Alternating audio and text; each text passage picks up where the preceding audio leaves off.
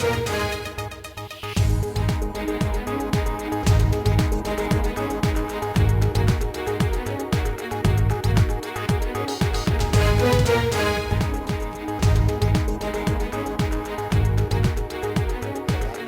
আজকের বাংলাদেশে। আপনাদের সঙ্গে আছে আমি খালেদ মুহিউদ্দিন। নিয়মিত বদল গণতন্ত্র চর্চার আসল সৌন্দর্য, তবে রদ বদলে দেশে পাওয়া যায় দলাদলির ইঙ্গিত। তাই শুদ্ধি অভিযানের চেয়ে সামনে বেশি আসে ষড়যন্ত্রের অভিযোগ। এসব নিয়ে আজকের আলোচনা ভাঙা গড়া। কথা বলতে স্টুডিওতে আছেন আওয়ামী লীগের সাংগঠনিক সম্পাদক খালিদ মাহমুদ চৌধুরী, বিএনপি নেতা এবিএম মোশাররফ হোসেন এবং গণসংহতি আন্দোলনের প্রধান সমন্বয়কারী জোনায়েদ সাকি। স্বাগত আপনাদের। জনাব খালিদ মাহমুদ চৌধুরী, আজকে এমন একটা দিনে আপনার সাথে কথা বলছি যখন এই কথা খুবই জোরে সোরে শোনা যাচ্ছে যে মন্ত্রিসভায় রদ বদল হচ্ছে এবং সেটি আগামীকালই এর পরিণতি আমরা দেখতে পারি। দায়িত্ব বদলে যাচ্ছে, নতুন করে কেউ যুক্ত হতে যাচ্ছেন। এই পরিবর্তনের কারণ কি বলে মনে করেন? মানে আপনার কাছে কি মনে হয় যে নতুন করে মন্ত্রিসভার এই পরিবর্তন কেন আসছে? এই মন্ত্রিসভার বয়স আমরা 1 বছর 5 মাস এরকম ধরে নিতে পারি না? 6 মাস। ধন্যবাদ আপনাকে। আসলে মন্ত্রিসভায় রদবদল হবে এটা তো একটা মানে চলমান প্রক্রিয়া। যেমন আপনি ক্যাবিনেট প্রথম যখন গঠন করে তার কয়েকদিন পরে কিন্তু কয়েকজন মন্ত্রী আবার অন্তর্ভুক্ত হয়েছে। তো এটা কেউ মন্ত্রী আছে, আবার নতুন মন্ত্রী হবে, কিছু মন্ত্রী আবার থাকবে না, এরকম এটা হইতেই পারে।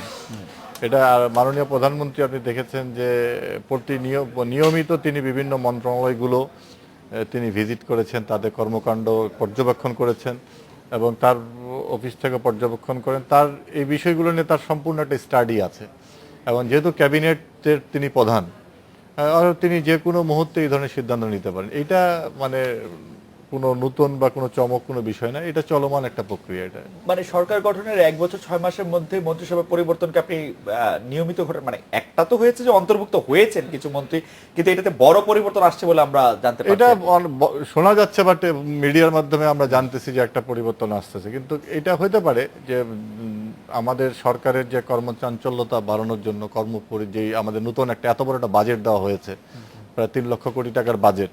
এত বড় বাজেট কখনোই বাংলাদেশে হয়নি। সেই বাজেটকে বাস্তবায়নের জন্য হয়তো পরিধি বাড়ানোর একটা পদক্ষেপ হতে পারে। এটা মাননীয় প্রধানমন্ত্রী যেভাবেই তার সরকারকে গতিশীল করতে যাবেন সেটাকেই মানে সেভাবেই সরকার পরিচালিত হবে। এটা সাধারণ রুটিন প্রক্রিয়া এবং সরকারকে গতিশীল করার একটা প্রক্রিয়া মাত্র। খালিদ মাহমুদ চৌধুরী, আপনার কাছে আবার আসছি। জনাব এবিএম মোশাররফ হোসেন, গত 6 জুলাই, আমি একটু আগের কথাই বলছি যে গত 6 জুলাই 1 সপ্তাহ আগে বিএনপি শীর্ষ নেতাদের নিয়ে মানে স্ট্যান্ডিং কমিটি মেম্বারদের নিয়ে বিএনপি চেয়ারপারসন একটি বৈঠক করেছেন। সেই বৈঠকের খবর গণমাধ্যমে যেটি লিক হয়েছে বলে আমরা যেরকম শুনেছি, সেটার মধ্যে বলা হয়েছে যে বিএনপি চেয়ারপারসন আসলে দল থেকে তার সমালোচনা করা হয়েছে বলে এক ধরনের ক্ষোভ প্রকাশ করেছেন। দলের মধ্যে কি বড় ধরনের কোনো সন্তুষ্টি অসন্তুষ্টি, ভাঙা গড়া, এগুলির কোনো খবর আছে কিনা? একজন নেতা হিসাবে আপনি কি মনে করছেন? ধন্যবাদ আপনাকে। আসলে পত্রিকায় খবরটি বেরিয়েছে যে বিএনপির অনেকদিন পর সিনিয়র নেতাদেরকে নিয়ে বিএনপির চেয়ারপারসন একটি মিটিং করেছেন। আসলে এই সরকার 5ই জানুয়ারি একটা বিতর্কিত নির্বাচনের মাধ্যমে ক্ষমতায় আসার পর বিএনপির উপর যেই নির্যাতন, বিএনপির উপর যে অত্যাচার, বিএনপির উপর যে দমন নিপীড়ন, সেই দমন নিপীড়নের মাধ্যমে একটি আন্দোলনকে দমন করার জন্য এই সরকার প্রশাসনকে অত্যন্ত নগ্নভাবে ব্যবহার করেছে এবং সেই আন্দোলনে এটা অস্বীকার করার কোনো জো নেই যে বিএনপির নেতৃবৃন্দ যে ভূমিকা রাখার কথা ছিল সেই ধরনের ভূমিকা রাখতে পারে নাই, যার জন্য তৃণমূলে যেমন ক্ষোভ আছে উচ্চ পর্যায়ে তেমনি ক্ষোভ রয়েছে। সে কথাটি কিন্তু উনি বলেছেন, যার জন্য অনেকে বলতে চেষ্টা করছে যে বিএনপি কৌশলে ভুল করেছে অথবা বিএনপির কৌশল ঠিক ছিল না, যার কারণে আন্দোলন ব্যর্থ হয়েছে। যার জন্য দেশনেত্রী বেগম খালেদা জিয়া সিনিয়র নেতৃবৃন্দকে বলেছেন যে তাদের সিদ্ধান্তের মাধ্যমেই কিন্তু এই আন্দোলনের কর্মসূচি গ্রহণ করা হয়েছিল। বরং আমরা মোশাররফ ভাই, আপনি একটু যদি আমাদেরকে বলেন, আমরা বিএনপির কৌশলগত সিদ্ধান্ত বলতে বেগম জিয়ার সিদ্ধান্তকেই বুঝি, সেখানে কি আর কারো সেইভাবে সিদ্ধান্ত না? এটা কৌশল। বিএনপি চেয়ারপারসন দলের প্রধান, কিন্তু সেখানে স্ট্যান্ডিং কমিটি আছে, বিএনপির নির্বাহী কার্যকরী কমিটি আছে, জেলা কমিটিগুলো আছে, একটা কালেকটিভ সিদ্ধান্তের মাধ্যমে কিন্তু সিদ্ধান্তগুলি নিয়ে আসা হয়। এবং আপনি এই যে 5ই জানুয়ারি নির্বাচন, যে নির্বাচন বলা হচ্ছে যে বিএনপি ব্যর্থ হয়েছে, আপনার নিশ্চয় মনে আছে যে 5ই জানুয়ারি নির্বাচন যখন হচ্ছিল তখন এই খালেদ মাহমুদ চৌধুরীর ভাই আওয়ামী লীগের পক্ষ থেকে বলা হচ্ছিল যে এটা একটি নিয়ম রক্ষার নির্বাচন, সাংবিধানিক ধারাবাহিকতার নির্বাচন, আমরা খুব শীঘ্রই আলাপ আলোচনার মাধ্যমে একাদশ সংসদ নির্বাচনের ব্যবস্থা করব। কিন্তু আওয়ামী লীগ 5ই জানুয়ারি নির্বাচন করার পর এই কথাটা কিন্তু বেমাল ভুলে গেলেন, যার জন্য আপনি দেখবেন বিএনপি একটি বছর কিন্তু একটা কর্মসূচি দেন নাই। বরং দেশনেত্রী বেগম খালেদা জিয়া সারা বাংলাদেশে দলকে সুসংগঠিত করার জন্য উনি আমরা প্রায় অবশ্যই এই প্রসঙ্গটি 17টি জনসভা আমার মনে করেছেন। হয় যে জনাব মোশাররফ এই প্রসঙ্গটা নিয়ে আসলে একটু মোশাররফ ভাই একটু কথা বলতে হবে, কারণ আমার যতদূর মনে পড়ে আওয়ামী লীগের পক্ষ থেকে বলা হয়েছিল যে আপনারা জামাতের সাথে সম্পর্ক ত্যাগ করে আসেন, আমরা আলোচনা করব। আপনি আমার কাছে, আমি যদি চান আমার কাছে রেকর্ড আছে, আমি দেখাতে পারি। জি। বর্তমান মাননীয় প্রধানমন্ত্রী নিজের বক্তব্য আছে, যদি আপনারা আন্দোলন সংগ্রাম বন্ধ করেন, জি আপনারা যদি সহিংসতা বন্ধ করেন, তার ভাষায় জি। বন্ধ করেন, তাহলে আলাপ আলোচনার মাধ্যমে আমরা একাদশ সংসদের ব্যবস্থা করব। একেবারে তার জি, মুখের কথা জি, সংলাপ জি, আছে। জি, এই বিষয়টি যার জন্য আপনি দেখবেন বিএনপি একটা বছর কিন্তু জি। একটা কর্মসূচি দেননি, জি একটা কর্মসূচি দেন নাই বিএনপি কিন্তু একটা বছর। কিন্তু 5ই জানুয়ারি আমরা লক্ষ্য করলাম যে আন্দোলন যেটাকে নিয়ে অচল অবস্থা তৈরি হয়েছে, 5ই জানুয়ারি বিএনপির একটি জনসভা ঢাকায় করতে চেয়েছিল। আমরা নিশ্চয়ই এই বিষয়টি নিয়ে কথা বলবো মোশাররফ ভাই। আপনি পুরনো প্রসঙ্গ বলেন, আপনি যেইগুলিকে বলছেন যে বিএনপির কৌশলগত ভুল, সেগুলিকে আরেকটু না, কৌশলগত ভুল আমি বলছি না, এই সরকারের নির্যাতন নিপীড়নের কারণে জি। সেই কৌশলগুলি কৃতিকার্য হতে পারে নাই, বাস্তবায়নে সাকসেসফুল হতে পারে নাই। সেই কৌশলগত ব্যর্থতার দায় বিএনপি নেতৃবৃন্দ কেন নিবে? সেই কৌশলগত ব্যর্থতার জন্য তো আওয়ামী লীগের দোষ, আওয়ামী লীগ না, ব্যর্থ বিএনপি করে নিতে দিয়েছে। হবে সেটা বলে নাই। জি। এখানে বলা হচ্ছে যে আমাদের নেতৃবৃন্দ, সারা বাংলাদেশের নেতাকর্মী সমর্থক যে ধারণা ছিল যে কেন্দ্রীয় নেতৃবৃন্দ এই আন্দোলনের সক্রিয় অংশগ্রহণ করবেন, সেখানে আমরা দেখেছি তৃণমূল অত্যন্ত সফলভাবে তাদের দায়িত্ব পালন করেছে, কিন্তু কেন্দ্রে আমরা যারা আছি আমরা আমাদের দায়িত্ব পালন করতে পারি নাই। আচ্ছা, এই ব্যাপারটি পরিষ্কার। জনাব জোনায়েদ সাকি, বাম রাজনীতি নিয়ে যেই কথাটি সবচেয়ে বেশি প্রচলিত, যে বাম রাজনীতিতে সবচেয়ে বেশি বা বাম রাজনীতির সাথে সংশ্লিষ্টদের মধ্যে সবচেয়ে বেশি ভাঙা গড়াটা সবচেয়ে বেশি চলে, এর কারণ আপনি কি বলে মনে করেন? যে আমাদের প্রশ্নটি আসলে এরকম যে ভোটের রাজনীতিতে আপনারা যে ভালো করতে পারছেন না, তার অন্যতম একটি বড় কারণ যে বাম আদর্শগত রাজনীতি আসলে বহুদা বিভক্ত। আপনি এটিকে কিভাবে ব্যাখ্যা করবেন? একটু তাত্ত্বিক প্রশ্ন দিয়ে শুরু করতে চাইলাম। ধন্যবাদ আপনাকে। আপনি যে প্রশ্ন করেছেন তো অনেক লম্বা উত্তর, সেই সময় তো আবার দিবেন না, মানে সেটা তো মানে আসলে বাংলাদেশে বামপন্থী, প্রগতিশীল, কমিউনিস্ট নামে অনেক দল আছে এবং সকলের দায় দায়িত্ব তো আসলে আমি নিতে পারবো না। তা আমি যা মনে করি, আমাদের দল যা মনে করে সেটা হয়তো এখানে কিছুটা বলতে পারি। আমরা প্রধানত মনে করি যে রাজনৈতিক দল ডান বাম যাই হোক না কেন, প্রথমত একটা নির্দিষ্ট সমাজে, একটা নির্দিষ্ট ঐতিহাসিক কিংবা বাস্তবতায় মুহূর্তে কতগুলো রাজনৈতিক প্রশ্ন মুখ্য হয়ে ওঠে। এটা আমাদের দেশের ইতিহাসে বিভিন্ন সময় ঘটেছে। মানে আপনি যদি সেই 47 সাল থেকে, মানে ব্রিটিশ আমল থেকে দেখেন, তারপরে বিভিন্ন সময় এটা দেখেছেন। 71 সালে একটা প্রশ্ন এসছে, 90 সালে এমনকি কতগুলো প্রশ্ন এসছে। তো আমরা মানে যেটা মূল সমস্যা আমরা দেখতে পেয়েছি সেটা হচ্ছে যে একটা নির্দিষ্ট ঐতিহাসিক মুহূর্তে যে রাজনৈতিক প্রশ্নটা মুখ্য, সেই মুখ্য রাজনৈতিক প্রশ্নটাকে সামনে নিয়ে এসে সেটার নেতৃত্ব প্রদানে এই বামপন্থী প্রগতিশীল শক্তিগুলো ব্যর্থ হয়েছে। এটা 47-এর ক্ষেত্রেও সত্য, এটা 71 সালের ক্ষেত্রেও সত্য। এবং 71 সালের পরে যখন একটা আমরা নতুন রাষ্ট্র পেলাম, সেই রাষ্ট্রের গণতান্ত্রিক রূপান্তরটা প্রধান কর্মসূচি হিসেবে সামনে আসলো।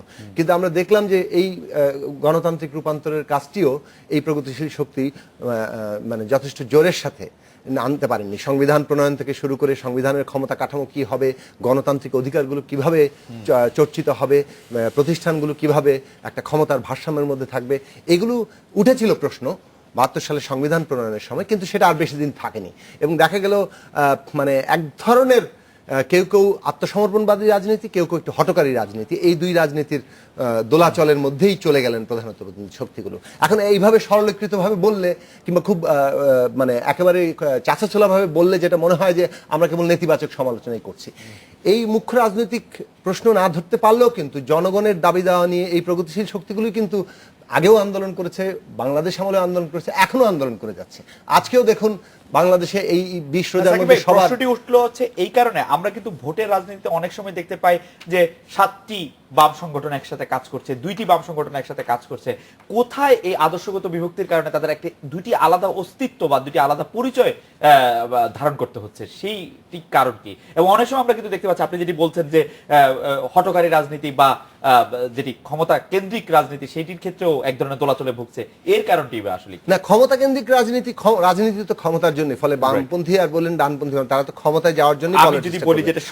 আমি বলছি যে হ্যাঁ, মানে আত্মসমর্পণবাদী একটা আত্মসমর্পণবাদী রাজনীতি, একটা হটকারী রাজনীতি। আমি যেটা বলতে চাইছি যে এখন কেন বিভক্তি থাকে, এখন বিভক্তির ক্ষেত্রে তো আবার তো রাজনৈতিক প্রশ্নটাই মুখ্য। এখন একটা নির্দিষ্ট সময়ে আপনি যারা শাসন ক্ষমতায় থাকে সেই সরকারের বিরুদ্ধে আপনি আন্দোলন গড়ে তুলবেন, এবং আপনি আসলে কি চাইছেন? কেবলমাত্র ওই সরকারের পতন চাইছেন না একটা ব্যবস্থা বদলের সংগ্রাম করছেন? এখন যারা প্রগতিশীল আন্দোলন করেন তারা ব্যবস্থা বদলটার দিকেই প্রাধান্য দেন। তাহলে ব্যবস্থা বদল তো কেবলমাত্র একটি সরকারের বদলের মধ্যে দিয়ে এটা ঘটে না। এই অভিযোগটি কি সত্য? শুধুমাত্র আপনার কথা মেনে নিয়ে আমি ধারাবাহিকতা বলছি, এই অভিযোগটি কি সত্য যে এর পাশাপাশি শুধুমাত্র কর্তৃত্বের কারণে, নেতৃত্বের কারণেও আসলে বাম মানে ব্যক্তি নেতৃত্বের কারণে বাম সংগঠনগুলি বহুধা বিভক্ত হয়েছে? এইটা দৃশ্যত দেখলে মনে হবে যে হয়তো বা এর মধ্যে কিছু সত্যতা আছে, কিন্তু আসলে এটা মূল কারণ নয়, এটা একেবারে গৌণ দিক। আপনি খেয়াল করবেন যে কোনো জিনিসের সাফল্য যদি থাকে তাহলে এই ধরনের গৌণ দিকগুলো আসলে আর কাজ করে না। যখন সাফল্য সৃষ্টিতে আপনি ব্যর্থ হবেন তখন অনেক গৌণ দিকগুলো প্রাধান্য চলে আসবে, এবং ব্যর্থতার কারণে দেখা যাবে যে নেতৃত্ব নিয়ে টানাপোড়েন সৃষ্টি হবে। সাকিব, আপনাকে ধন্যবাদ। আমি জনাব খালিদ মাহমুদ চৌধুরী, আপনি জনাব মোশাররফ হোসেনকে খুব মনোযোগ দিয়ে শুনছিলেন, আপনি কিছু নিশ্চয়ই এই বিষয়ে বলার থাকবে। আমি শুধু এর মধ্যে যুক্ত করতে চাই, সৈয়দ আশরাফকে আসলে মন্ত্রী থেকে সরিয়ে দপ্তরবিহীন মন্ত্রী করা হয়েছে, খুব গুরুত্বপূর্ণ মিনিস্ট্রি থেকে তিনি দপ্তরবিহীন। এটি আওয়ামী লীগের রাজনীতিতে বড় প্রভাব ফেলবে কিনা? তিনি আপনার দলের সাধারণ সম্পাদক, আপনি কি মনে করছেন দলের নেতা কর্মীদের? দেখেন, আওয়ামী লীগ যে দেশের মানুষের কল্যাণের জন্য, অধিকার প্রতিষ্ঠার জন্য সেই 49 সাল থেকেই রাজনীতি করছে, এবং আওয়ামী লীগের নিজস্ব একটা পলিসি আছে। আমাদের এই দেশের মানুষের কল্যাণের জন্য, আওয়ামী লীগের সুসংগঠিত করার জন্য আমরা কিভাবে এই বিষয়গুলোকে, আমরা নিজস্ব পলিসিগুলো কিভাবে মেনটেন করব, এগুলো তো সবার জন্য না, এটা শুধু আমাদের আভ্যন্তরীণ বিষয়। কারণ এই আভ্যন্তরীণ এই বিষয়গুলো কিভাবে হবে সেইভাবেই মাননীয় প্রধানমন্ত্রী তার ডিসিশনগুলো নিচ্ছেন। কাজে এটা আমাদের পার্টি পলিসির বিষয়। আমি প্রশ্নটা আরেকটু স্মরণ করি, একজন দুর্দান্ত ক্ষমতা সম্পন্ন মন্ত্রী সাধারণ সম্পাদক বনাম একজন দপ্তরবিহীন মন্ত্রী সাধারণ সম্পাদক, সেটা পার্টিতে কোনো কিছু মেনে করে ক্ষমতা সম্পন্ন মন্ত্রী আমি এটা বলতে চাই না। আমি বলতে চাই যে সে একটা বড় দায়িত্বে ছিলেন এবং তিনি সেই দায়িত্বটা পালন করেছেন। মাননীয় প্রধানমন্ত্রী মনে করেছেন যে সেই দায়িত্বটা আরেকজনকে এখন দিয়েছেন এবং তাকে হচ্ছে আপনার দপ্তরবিহীন করেছেন। নিশ্চয়ই মাননীয় প্রধানমন্ত্রী ভালো কোনো উদ্দেশ্যে আমাদের দলের সবকিছু বিষয়, দেশের মানুষের কথা চিন্তা ভাবনা করে এই ধরনের সিদ্ধান্ত নিয়েছেন। আগামী দিনে আমরা দেখতে পাবো সেই সিদ্ধান্তটা কিভাবে আমরা দলের মধ্যে এবং দেশের কাজে ব্যবহার করছি। আচ্ছা, মোশাররফ ভাইয়ের কাছে আমি একটু শুনে এসে আমি একটু বিরতিতে যাই। মোশাররফ ভাই, মোশাররফ ভাইয়ের ব্যাপারে আপনি যেটা বলতে চাই, আমি একটু আবার মোশাররফ ভাইয়ের কাছে একটু শুনি। মোশাররফ ভাই, আপনাদের যারা, আমি যদি আপনাকে মনে করি যে বিএনপির একজন নেতা, একজন কর্মী, আপনারা কি জানেন যে বিএনপি আসলে তার পরবর্তী রাজনৈতিক কর্মসূচি কিভাবে ছকবদ্ধ করছে? সে ব্যাপারে কি আপনাদের সাথে কোনো আলোচনা হচ্ছে বা আপনারা কি সেগুলি জানতে পারছেন কিছু? না, আসলে আমাদের কর্মসূচি তো চলমান। যে কোনো রাজনৈতিক দলের কর্মসূচি কিন্তু স্থির থাকে না, এটা কিন্তু চলমান একটি প্রক্রিয়া। আজকে আপনি দেখবেন যে রোজার মাসেও আমাদের কিন্তু ইফতারের মাধ্যমে রাজনৈতিক একটি কর্মসূচি পালিত হচ্ছে, আমাদের নেতা কর্মীদের সংগঠিত করা হচ্ছে। আমাদের কি আমরা আগামী দিনে করতে চাই, এই মেসেজটা কিন্তু নেতা কর্মী এবং দেশবাসীকে দেওয়া হচ্ছে। কি করতে চান আসলে? আমরা পাচ্ছি না, আমি দেশবাসী আমি পাই না। আসলে এটা তো আমাদের নেতৃবৃন্দ বলেছে আপাতত আমরা সংগঠন গুছাবো, সংগঠন গুছিয়ে সংগঠনকে শক্তিশালী করে তারপর আমাদের কর্মসূচি ঘোষণা করা হবে। ওকে খালিদ ভাই, আমি আপনার কাছে ফিরছি, একটা বিরতি নিয়ে ফিরি। আপনি মোশাররফ ভাইয়ের বক্তব্য মনোযোগ দিয়ে শুনছিলেন, সেটি আমরাও খুব শুনতে একটু আগ্রহী যে আপনারা নিয়ম রক্ষা নির্বাচন বলেও সেই নিয়ম রক্ষা নির্বাচন থেকে কেন আর কোনো কিছু এতে বলছেন না? মাননীয় প্রধানমন্ত্রী যেখানে বলছিলেন যে আলোচনা করবেন, সেখানে আপনারা কেন আলোচনার উদ্যোগ নিচ্ছেন না? সেই কারণগুলো আপনার কাছ থেকে শুনবো। সাকিবের কাছ থেকেও নতুন কিছু শোনার আছে। দর্শক, আমরা একটা বিরতি নিয়ে ফিরছি আপনাদের কাছে।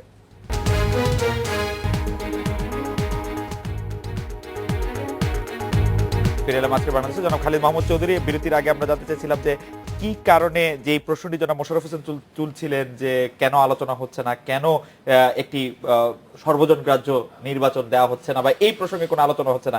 আমি যদি এটার সাথে একটু যুক্ত করতে চাই যে হরতাল অবরুদ্ধ অবস্থা, আমরা এখন স্বস্তিতে আছি। আপনারা বড় কোনো ওরকম কর্মসূচি দিয়ে আমরা স্থবির অবস্থায় যাই, সেরকম আমরা চাই না। এক একজন মন্ত্রী বা সংসদকে নিয়ে কিন্তু সমালোচনা হচ্ছে। খালিদ ভাই, এর দায় আওয়ামী লীগ দল হিসেবে নেওয়ার জন্য কতটা প্রস্তুত? আমি কয়েকজন মন্ত্রীর নামই করতে পারি যে সম্পদ গোপনের জন্য জেল, তারপরে খাদ্য আমদানির ক্ষেত্রে সেইগুলির দায় দায়িত্ব নিতে আওয়ামী লীগ কতটা প্রস্তুত? আমরা তৃতীয় বিশ্বের একটা ডেভেলপমেন্ট কান্ট্রি ছিলাম, আমরা জাস্ট মধ্যম আয়ের দেশে পদার্পণ করলাম মাত্র, এবং 16 কোটি আমাদের ভৌগোলিক অবস্থান চিন্তা করে 16 কোটির উপরে মানুষ, সেই জায়গায় এই ধরনের বিভিন্ন ধরনের আলোচনা থাকবেই। এবং আমাদের যে জিনিসটা হচ্ছে মুক্তিযুদ্ধে আমরা বিজয় লাভ করার পর থেকে আমাদের দেশটা কিন্তু, আপনি ব্যুরোক্রেসিতে বলেন, পলিটিক্সে বলেন, যে কোনো সাবজেক্টেই দেখেন আপনি, আমরা কিন্তু সেই ডেভেলপমেন্টটা আনতে পারি নাই। আনতে পারেনি বলে আমাদের বিভিন্ন সমাজের বিভিন্ন স্তরে স্তরে আমাদের এই বিষয়গুলো রয়ে গেছে। এগুলো রাতারাতি একটা গভর্নমেন্টের এগুলো কিন্তু ওভারকাম করা সম্ভব না, এটা সময় ব্যাপার। আমরা আজকে উদাহরণ দিই সিঙ্গাপুরের, আমরা উদাহরণ দিই মালয়েশিয়ার। আপনি দেখেন মানে তারা কতদিন যাবত এই বিষয়গুলোকে, এই দেশগুলোকে এই জায়গায় নিয়ে গেছে, একটা সময়ের ব্যাপার। তবে এই জায়গাটা আমরা বলতে পারি যে আমাদের এই জায়গাগুলো এখন ইমপ্রুভ করছে। আমরা যেরকম দেখা গেছে যে আগে বিমানবন্দর দিয়ে কোটি কোটি টাকার সোনা চলাচল আমরা জানতে পারিনি, আমাদের যে এই যে আপনার কোকেন পাচার, যেগুলো আমরা জানতে পারিনি। এবং দেখেন যে আমাদের 20 ট্রাক অস্ত্র ধরা পড়ছে, তারপরে এগুলো গোপন করার জন্য সরকার চেষ্টা করেছে। এখন কিন্তু এগুলো মানুষ জানতে পারতেছে। আমাদের বিভিন্ন ব্যাংকের যে অর্থনৈতিক কেলেঙ্কারিগুলো হচ্ছে, এগুলো মানুষ জানতে পারতেছে। এই যে দৃশ্যমান হচ্ছে, এটা একটা ডেভেলপমেন্ট। যে কাজেই আপনি যে কথাটা বলতেছেন খালিদ ভাই, আমরা জানতে পারতেছি এগুলি, কিন্তু আমরা কিন্তু আমি দেখতেছি শেষ যে করতে এক দিই, ধরনের আমাকে শেষ করতে দেন আমাকে। এখন যে জিনিসটা হচ্ছে যে বর্তমান সরকারের এই জবাবদিহিতাটা এটা তৈরি হচ্ছে। আপনি পার্লামেন্টে দেখেন, পার্লামেন্টে দাঁড়িয়ে এই কথাগুলো, আমি যেটা টক শোতে আলোচনা হচ্ছে, এটা কিন্তু পার্লামেন্টে দাঁড়িয়ে কথা হচ্ছে। এগুলো কিন্তু গোপনীয়তার কোনো বিষয় নাই, প্রধানমন্ত্রী পর্যন্ত বলেছেন। তো কাজেই এই জবাবদিহিতাটা আমাদের আছে, বর্তমান সরকারের আছে। আর যে কথাটি মানে আপনার হচ্ছে আপনার মোশাররফ ভাই বললেন সে যে 5 জনের বিতর্কিত নির্বাচন বা আমার কথা, নির্বাচনটা উনারা আসেন নাই বলে বিতর্কিত তো হতে পারে না। উনারা আসেন নাই, উনারা আসতে পারেন নাই, উনারা ভয় পাইছেন, এটা তাদের ব্যর্থতা।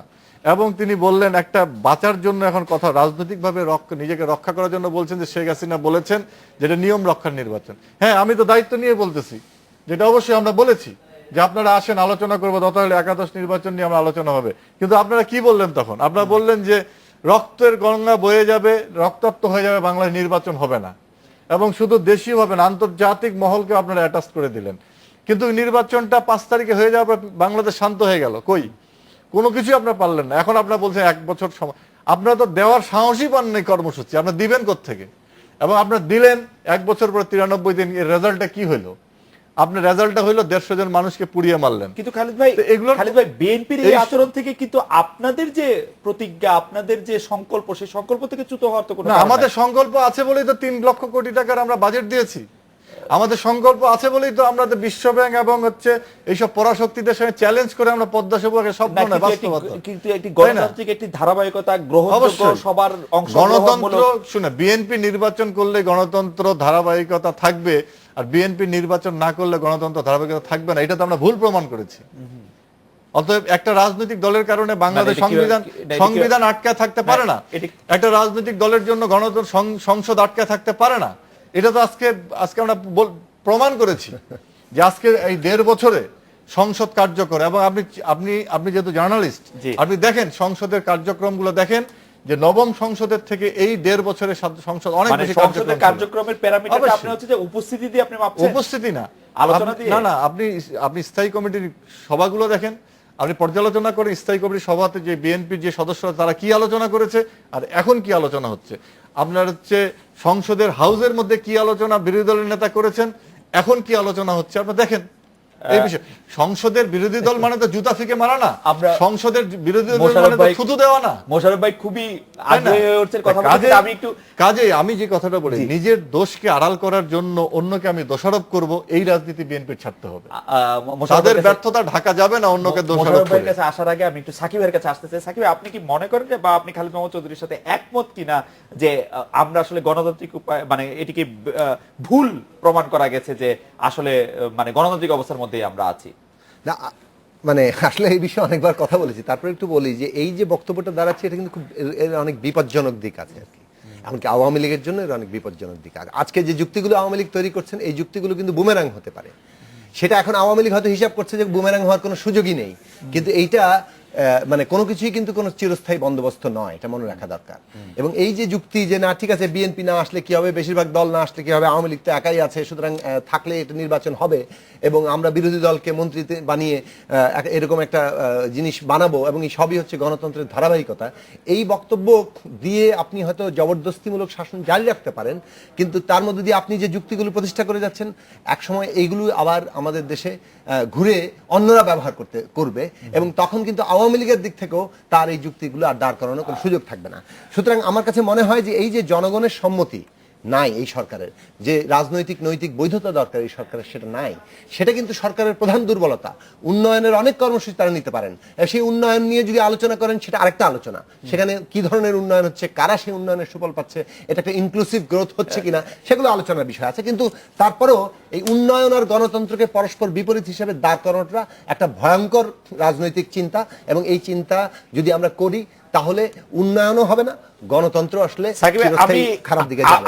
আমার প্রশ্নের অনেকখানি উত্তর আমি পেয়ে গেছি, আমি শুধু লেজের উত্তর চাই। সেই লেজের উত্তরটা অনেকটা এরকম যে প্রশ্নটা অনেকটা এরকম যে আপনি সরকারি দলের সমালোচনা আপনারা করছেন, এখনো করলেন, বিএনপি এবং তার রাজনৈতিক আদর্শ, রাজনৈতিক কর্মসূচি, গত কয়েক বছরের বিএনপির নিয়ে আপনাদের মূল্যায়ন আসলে কি, বা আপনার মূল্যায়ন? সেটাও আমি এখানে বহুবার বলেছি। প্রথমত বিএনপি রাজনৈতিকভাবে যে তার ভূমিকা পালন করা, রাজনৈতিক একটা লক্ষ্য কর্মসূচি ঠিক করা, সেদিক থেকে বিএনপি চূড়ান্ত ব্যর্থ হয়েছে। এবং উপরন্তু মানে আরো যোগ করে পরিষ্কার করে কথাটা বলা যায়, বিএনপি রাজনৈতিক দেউলিয়াত্বের পরিচয় দিয়েছে। বিএনপি মনে করছে একটা নির্বাচন হয়ে কোনো মতে তারা ক্ষমতা গেলে দেশে গণতন্ত্র প্রতিষ্ঠা হবে, মোটেই হবে না। বরং এই যে একটা ক্ষমতা একচেটিয়াকরণের তৎপরতা, এটা আওয়ামী লীগের বিশেষ বৈশিষ্ট্য নয়, এটা আমাদের শাসন ব্যবস্থার বৈশিষ্ট্য। উনি যে সংসদের কার্যকারিতার কথা বললেন না, সংসদের কার্যকারিতা মানে কি? এই সংসদ যদি 1000 বৈঠকও করে তাতে কি এসে যাবে? সব ক্ষমতা তো একজনের হাতে। আপনি একটু আগে বলছিলেন যে প্রধানমন্ত্রীকে সব ফাইল দেখতে হয়, ওনাকে সব দেখতে হয়, সারা বাংলাদেশের খুঁটিনাটিও দেখতে হয়, কেননা সমস্ত ক্ষমতাটা তার হাতে কেন্দ্রীভূত, এবং এটা সাংবিধানিক ভাবে। এবং এই ক্ষমতা কেন্দ্রীভূত থাকার কারণে এই যে জিনিসগুলোর কোন বাস্তবতা, আসলে এই কার্যকারিতাটা একটা মানে কি বলে লোক দেখানো ব্যাপার ছাড়া আর কিছুই না বাস্তব। কাজেই যেটা হচ্ছে যে বাংলাদেশে বিএনপি যে জিনিসটা মানে রাজনৈতিকভাবে চূড়ান্তভাবে ব্যর্থ হচ্ছে, সেটা হচ্ছে গণতান্ত্রিক ব্যবস্থা প্রতিষ্ঠার জন্য যে একটা রাজনৈতিক কর্মসূচি, সেই কর্মসূচি তারা হাজির করতে পারেনি, যেটা একটা স্থিতিশীল গণতন্ত্র উপহার দিবে। এই বিষয়টি নিয়ে কি মোশাররফ ভাই আপনি কিছু বলবেন, যে বিএনপির রাজনৈতিক ব্যর্থতা বা দলীয়ত্ব, বা যেটি খালেদ মাহমুদ চৌধুরী যেটি বলতে? আসলে ব্যর্থতা না, এখানে আমি যে কথাটা বলি আপনি লক্ষ্য করবেন যে যে কোনো রাজনৈতিক দলের তার নিজস্ব কিছু কর্মসূচি এবং নিজস্ব ধ্যান ধারণা থাকে, এবং সরকারি দলের দায়িত্ব হলো বিরোধী দলকে তার নিজস্ব কর্মসূচি, নিজস্ব চিন্তা ভাবনা, নিজস্ব ধ্যান ধারণাকে জাতির সামনে, জনগণের সামনে উপস্থাপন করা। কিন্তু এই সরকার আপনি দেখবেন যে ক্ষমতায় আসার পর থেকেই যে একটি রাজনৈতিক দলকে নিঃশেষ করে দেওয়ার জন্য তারা বিভিন্ন পদক্ষেপ গ্রহণ করেছে। আজকে আপনাকে একটা উদাহরণ দেই, এই সরকার কত অসহিষ্ণু তার একটা উদাহরণ দিয়ে বোঝা যায়। আপনার নিশ্চয়ই মনে আছে যে আওয়ামী লীগের মরহুম সাধারণ সম্পাদক আব্দুল জলিল সাহেব বলেছিলেন আন্দোলন করতে গিয়ে এক পর্যায়ে, যে এই বিএনপি সরকার আগামী 30শে এপ্রিল পতন ঘটবে, ট্রাম্প কার্ড আপনার নিশ্চয়ই মনে আছে। সেই ট্রাম্প কার্ড একটা গভর্নমেন্টকে ফেলে দেবে, যার জন্য কিন্তু জলিল সাহেবের বিরুদ্ধে একটা মামলা কিন্তু বিএনপি গভর্নমেন্ট করেনি। অথচ আমাদের ভারপ্রাপ্ত মহাসচিব মির্জা ফখরুল ইসলাম আলমগীর এই গণতন্ত্রকে রক্ষার জন্য এক সবার অংশগ্রহণের মাধ্যমে একটি নির্বাচনের জন্য যে বিএনপির আন্দোলন, সেই আন্দোলনকে জনগণকে সম্পৃক্ত করার জন্য বক্তৃতা দিয়েছেন, যার জন্য মির্জা ফখরুল ইসলাম আলমগীরের বিরুদ্ধে 68টা মামলা দিয়ে হয়েছে। এই সরকার আমলে 5 বার উনি জেলে গিয়েছে। সুতরাং এই সরকার কত অসহিষ্ণু এটা সহজে কিন্তু বোঝা যাবে। আমি বাংলাদেশের রাজনীতি অত নিবিড় পর্যবেক্ষক না, কিন্তু আমি শুধু একটি কথা বলি যে জলিল সাহেব অবশ্য বলেছেন যে ট্রাম্প কার্ড দিয়ে তিনি সরকার ফেলে দিবেন, কিন্তু আপনার নিশ্চয়ই মনে আছে যে মির্জা ফখরুল ইসলাম আলমগীর বা বিএনপির পক্ষ থেকে যেগুলি বলা হয়েছে সেগুলিতে এফেক্টেড হয়েছে সাধারণ মানুষ, আর সাধারণ মানুষ পুড়েছে, মরেছে, বাস করেছে, আমরা রাজনীতিবিদদের কিন্তু এইসব মিথ্যা প্রলাপ বাক্য শুনে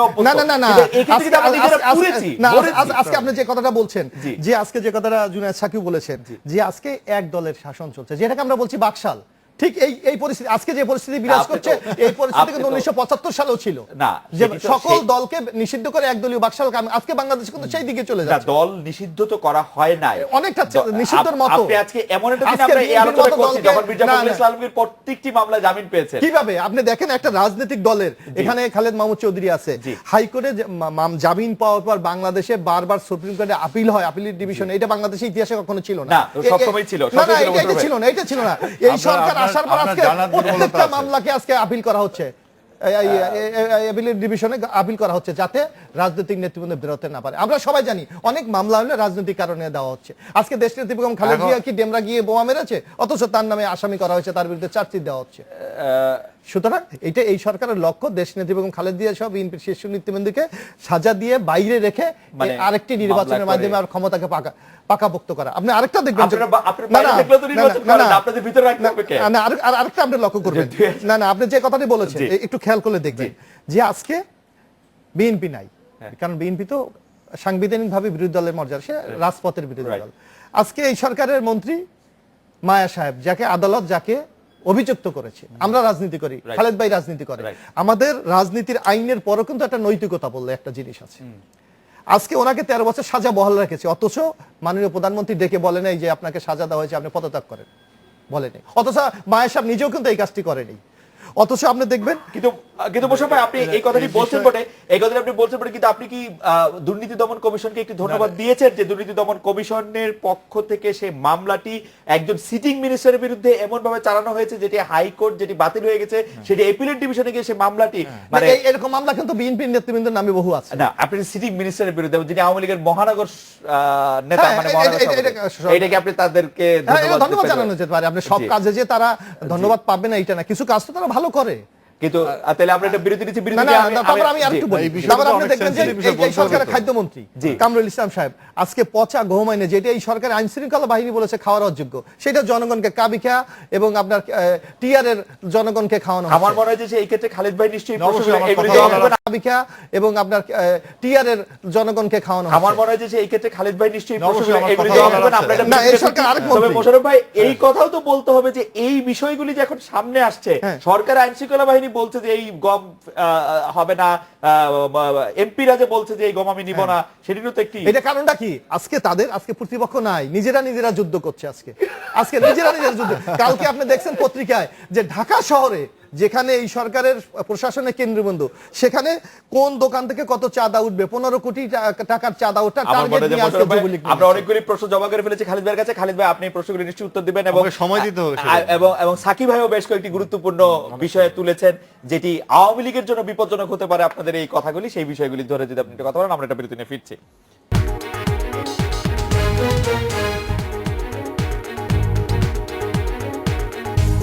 ফিরে এলাম আজকের বাংলাদেশে। খালিদ ভাই, অনেকগুলি প্রশ্ন আপনার কাছে জমা হয়েছে।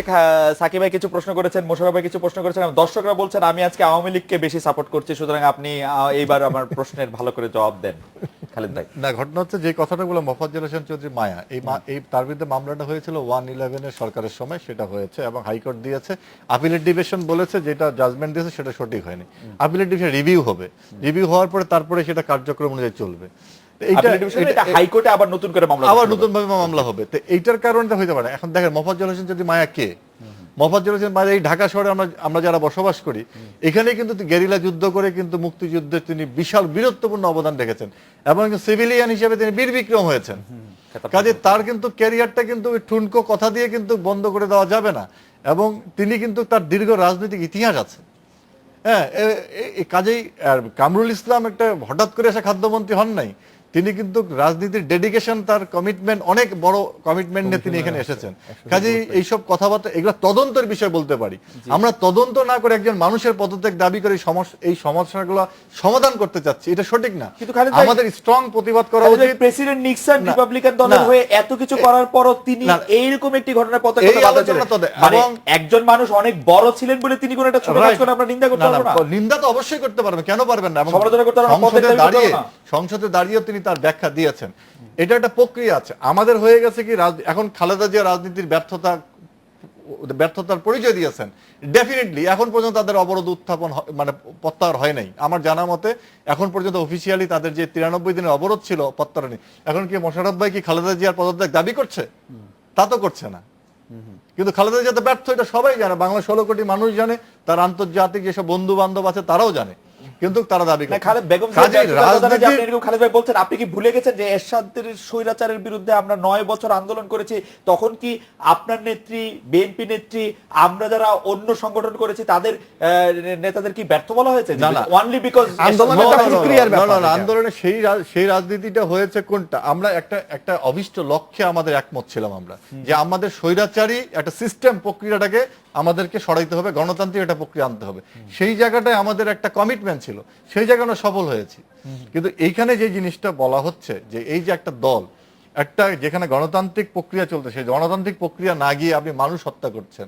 এবং এই যে মির্জা ফখরুলের কথা বলছে 62টা, আমার তো মির্জা ফখরুল 62টা যত অকারেন্স তিনি তার নেতৃত্বে হয়েছে, 62টা মামলা কম হয়েছে আমি মনে করি। তার বিরুদ্ধে অনেক মামলা হওয়া উচিত ছিল আগে, বরঞ্চ সরকার তার প্রতি আনুকূল্য দেখিয়েছে। তিনি কেন, প্রধান- কেন? সরকারের না, না, বিশেষ দেখেন, আনুকূল্য- সরকারের তার আনুকূল্য নির্দেশে- কেন বোঝা তার গেল? নির্দেশনায় তিনি সচিবালয় আক্রমণ করেছেন বোমা বর্ষণ করে। তার নির্দেশে তিনি মির্জা ফখরুল প্রধানমন্ত্রী ইসলাম আমাদের কার্যালয়- সচিবালয়ে বোমা ফেলবে এটাকে না, না, বিশ্বাস করে না, খালিদ ভাই? না, না, এখন যদি এটা আপনি- রাজনীতিতে তার মতো না, না, সজ্জন লোক। না, আপনি বলতে পারেন এটা সজ্জন লোক, কিন্তু তার নেতৃত্বে এগুলো হয়েছে। তিনি বলেছেন যে বাংলাদেশের কোনো মন্ত্রী এমপিদেরকে বাসা থেকে বেরোতে দেওয়া হবে না। তিনি বলেছেন যে রক্তাক্ত হয়ে যাবে বাংলাদেশ, এটা কখনো বলা যায় না। আমরা কোনো এখানে মানে বিপ্লব সাধন না, করার জন্য যদি এই রাজনীতি করছি না। খালিদ ভাই, আমি একাডেমিক নিশ্চয় আপনাকে জানতে চাই, যদি আপনি সেটা তার নেতৃত্বে, তার পরামর্শে, তার উপস্থিতিতে বলা হয়ে থাকে বলে আপনি বলে করে থাকেন, তাহলে সেটা তো বিএনপির চেয়ারপারসন তো এটার জন্য আপনাদের BNP ইয়ে করা উচিত। চেয়ারপারসন আপনি আপনি না, না। আপনি প্রধানমন্ত্রী সংসদে না, না, দাঁড়িয়ে এটা বলেছেন, তো- সংসদে দাঁড়িয়ে বলেছেন যে যখনই গ্রেফতারি পরোয়ানা যাবে তখনই তিনি গ্রেফতার হবেন। সেই গ্রেফতারি পরোয়ানা 17 দিনে যায়নি কেন? শুনেন, এখন এই যে রিসেন্ট যেটাকে বললো প্রধান বিচারপতি কি বললো, যারা নির্দেশদাতা তারা এটা কি বলতে পারে? এটা কি বলতে পারে? কেন বলতে পারবে না? একজন Legal কথা বলতে বিচারপতি, পারবে না? একটা প্রতিষ্ঠান, না, না, লিগ্যাল কথা বলতে পারে, সত্য কথা সুপ্রিম বলতে কোর্টের পারবে না। প্রতিষ্ঠান, সেটা কি বলতে পারে? যারা নির্দেশদাতা তারা তো এটা বাইরে যাওয়ার কোনো কারণ নেই। আমি আমি এটা কি আমি বলার যদি কোনো সুযোগ নির্দেশ আছে? দিই আমি মোশাররফ ভাইকে হত্যা করবো, আপনি হত্যা করলেন, তাকে আমি কি এখান থেকে রক্ষা এটা কি পাবো? আইডেন্টিফাই হয়েছে কেউ আছে সেই নির্দেশ মির্জা উনি ফখরুল তো ইসলাম- বলেন না যে আইডেন্টিফাই, আপনি কেন আমি না, না, করে না। কেড়ে আমি কলা খাই না, এটা কি আপনি identify এই জায়গায় হয়েছে? যাচ্ছেন কেন? সেই নির্দেশ তিনি তো আপনার কথা বলেন নাই। তো খালিদ ভাই, আমি একটু- কাজে আমি বলতে চাই যেটা, যে আপনি যে কথাটা বলছেন যে বাংলাদেশে একটা সুস্থ ধারার কথার তো জন্য আমরা আলোচনা করছি, এই সুস্থ ধারাটা এইভাবে হবে না। বিএনপি কে এই জায়গাটায় আসতে হবে যে আমাদের যে জায়গাটা, আপনি আমাকে সবসময় বলেন যে আপনি মুক্তিযুদ্ধ, যে আমাদের মুক্তিযুদ্ধটাই আমাদের মূল লক্ষ্য, ওইটাকে বাইপাস করে এই স্বাধীনতা বিরোধী সন্ত্রাসী জঙ্গি গোষ্ঠীকে নিয়ে রাজনীতি বাংলাদেশের মানুষ গ্রহণ করবে না। এবং তার প্রমাণগুলো আপনি দেখেছেন। 5ই জানুয়ারির নির্বাচন ওনারা বলছে বিতর্কিত, কিন্তু ওই নির্বাচনে বিএনপি অংশগ্রহণ করে নেই, ভোট কেন্দ্রের জন্য ভোটাররা না যায়, সব ধরনের কর্মকাণ্ড করেছে। সেই গভর্নমেন্ট কিন্তু 1.5 বছর চলমান এবং খুব স্মুথলি ডেভেলপমেন্ট ওয়ার্ক চলতেছে, গণতান্ত্রিক প্রতিষ্ঠানগুলো কাজ কিন্তু- করতেছে। কিন্তু- এই ইন্ডিপেন্ডেন্স টেলিভিশনে বসেও আমরা মানে টিকে থাকাই সাফল্যের একমাত্র মাপকাঠি কিনা সেটা নিয়ে কিন্তু টিকে থাকাটা বড় কথা না, এখানে এই বিষয়গুলো, প্রাতিষ্ঠানিক বিষয়গুলো চলমান আছে কিনা এটা হচ্ছে বড় কথা। আমার ধারণা যে আপনি প্রত্যেকটা চলমান, আপনি বক্তব্য প্রত্যেকটা করছেন। চলমান। ভাই, আপনার কাছে যাওয়ার আগে আমি একটু সাকিবের কাছে আসতেছি। সাকিব ভাই, আপনি মন্ত্রিসভার যে রদবদল আসন্ন বা মন্ত্রিসভা নিয়ে কথা বলতে চাইছিলেন, আপনি কি এই প্রসঙ্গে একটু বলবেন কিনা আসন্ন মন্ত্রিসভা নিয়ে? না, মন্ত্রিসভার ব্যাপারটা মানে জনমনের প্রশ্ন। এমনিতে মন্ত্রিসভার ব্যাপারটা তো আসলে রুটিন ওয়ার্ক, মানে বিভিন্ন একটা সরকারের আমলে বিভিন্ন সময় মন্ত্রিসভা বদল হতে পারে। সরকার তার নিজের কাজের গতিশীলতার জন্য করতে পারে, কিংবা কখনো কোনো এমন কোনো একটা পরিস্থিতির মুখোমুখি হলো যে তার কিছু কিছু মন্ত্রীদের নিয়ে বেশ ব্যাপক সমালোচনার মুখে পড়ছে, তখন তারা মন্ত্রিসভা রদবদল করতে পারে। মূলত রদবদলের ব্যাপারটা যে সরকার, যে দল ক্ষমতা থাকে তাদের ইস্যু। যেমন খালেদ ভাইয়ের এ বিষয়ে তাৎপর্য আছে, মন্ত্রী হিসেবে উনি ডাক পাবেন কি পাবেন না, এটা আওয়ামী লীগের অনেক নেতৃত্বের কাছেই এটা এখন গুরুত্বপূর্ণ ইস্যু। জনগণের কাছে এটা কতটা গুরুত্বপূর্ণ ইস্যু হবে সেটার ক্ষেত্রেই কিন্তু মানে জনগণ চিন্তা করবে। জনগণ যখন দেখছেন যে আচ্ছা, সৈয়দ আশরাফুল ইসলাম আওয়ামী লীগের জেনারেল সেক্রেটারি, তিনি একটা মন্ত্রণালয়ের মন্ত্রী, তিনি তাকে সরিয়ে দেওয়া হলো এবং পাবলিক পারসেপশনে এই জায়গায় আছে যে তিনি আওয়ামী লীগের মধ্যে তুলনামূলকভাবে সজ্জন ব্যক্তি, সৎ লোক, তার ব্যাপারে দুর্নীতির অভিযোগ নাই।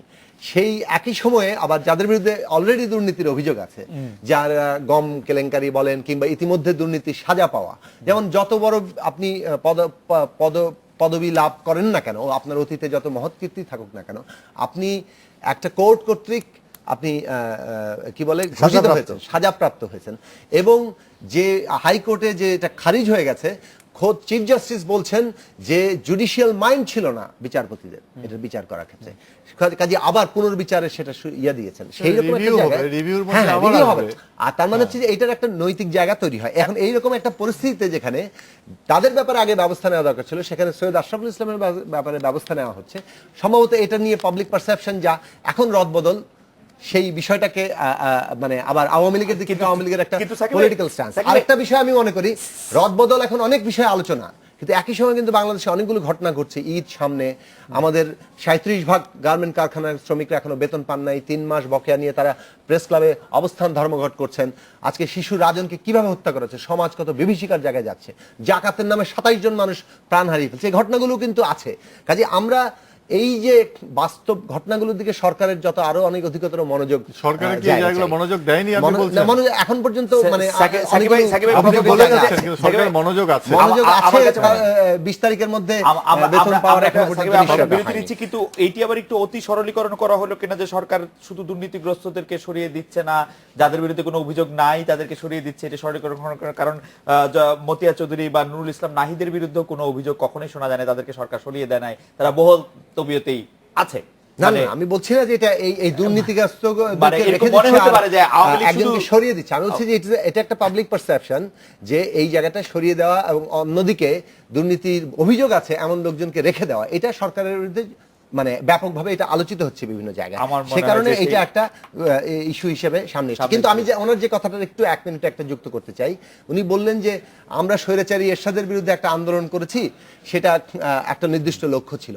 আসলে আপনি যদি গণতান্ত্রিকভাবে নির্বাচিত না হন, তাহলে আপনি জনগণের সম্মতি ছাড়া ক্ষমতায় আছেন। এটা জোর করে ক্ষমতা থাকে, এটা আপনি সামরিক শাসন থেকে আসেন, আর আপনি অনেক বেসামরিক লোক হিসেবে অনির্বাচিত ভাবে থাকেন। আপনি রাজনৈতিক দল, বড় রাজনৈতিক দল, আপনি আপনার বিরাট ঐতিহ্য আছে, সেসব কোনো সন্দেহ নাই। কিন্তু আপনি যখন একটা নির্দিষ্ট অ্যাক্টের মধ্য দিয়ে একটা অগণতান্ত্রিক প্রক্রিয়া আসেন, তখন সেটা অগণতান্ত্রিকই হয়। কাজেই আপনি কতদিন ক্ষমতায় আছেন, 1.5 বছর ধরে নির্বিঘ্নে আছেন কিংবা আরো 5 বছর নির্বিঘ্নে থাকবেন, এইটার মধ্যেই কিন্তু আপনার বাকিদের মানে ব্যর্থতাকে করে নিজের সাফল্য নিশ্চিত আমার মনে করা হয় যে যায় এই না। বিষয়টি সাকিব ভাই দারুণভাবে বলেছেন। আমরা একটা বিরতি নিচ্ছি, এবং আরো এই কথাও কিছু- আবার আপনার জন্য বুমেরাং হবে। আবার আরো কিছু যুক্ত করতে চান কিনা এই প্রসঙ্গে মোশাররফ ভাই, নাকি সাকিবের বলাটাই যথেষ্ট, সেটি আমরা জানবো। আমরা একটা বিরতি নিয়ে ফিরছি।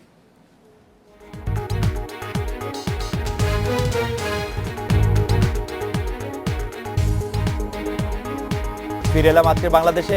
আমরা বিরতির আগে আলোচনা করছিলাম, সাকিব ভাই বলছিলেন সরকারকে করে। মোশাররফ ভাই, আপনার সাথে যদি কিছু যুক্ত করতে চান, আমরা খালিদ ভাইকে এই প্রশ্ন হ্যাঁ, আমি জুনায়েদ শাকির সাথে আমি একটু যুক্ত করতে চাই। আমি যে কথাটা প্রারম্ভে বলেছিলাম কি রাজনীতি কিন্তু একটা নৈতিকতা আছে, যে কথা খালেদ ভাই বললেন যে অভিযোগ উত্থাপিত হয়েছে যার জন্য সে পদত্যাগ করবে। এই বেশি না 6 মাস আগের ঘটনা, ভারতের অন্ধ্রপ্রদেশের ভালোই তাহলে ললিতা, না ওনার বিরুদ্ধে এমনি একটি দুর্নীতির মামলা রায় হয়েছিল, সেটা কিন্তু আবার আপিল চলছিল। উনি কিন্তু মুখ্যমন্ত্রীর থেকে পদত্যাগ করে অন্যজনের কাছে ক্ষমতা হস্তান্তর করে। বাধ্য হয়েছিলেন, সেটিও সাজা হয়ে গেছিল। এটা রাজনীতির একটা সেটিও নৈতিকতার নির্দেশনা ব্যাপার, ছিল। এটা নৈতিকতার ব্যাপার। সেটিও নির্দেশনা ছিল। হ্যাঁ, এটা নৈতিকতার ব্যাপার। কিন্তু এখানে যেখানে সুনির্দিষ্ট মামলার রায় কিন্তু এখনো বহাল আছে, আপনার পরে সেটা আপিলে কি হয় না হয় সেটা পরের ব্যাপার, কিন্তু এখন তো বহাল আছে।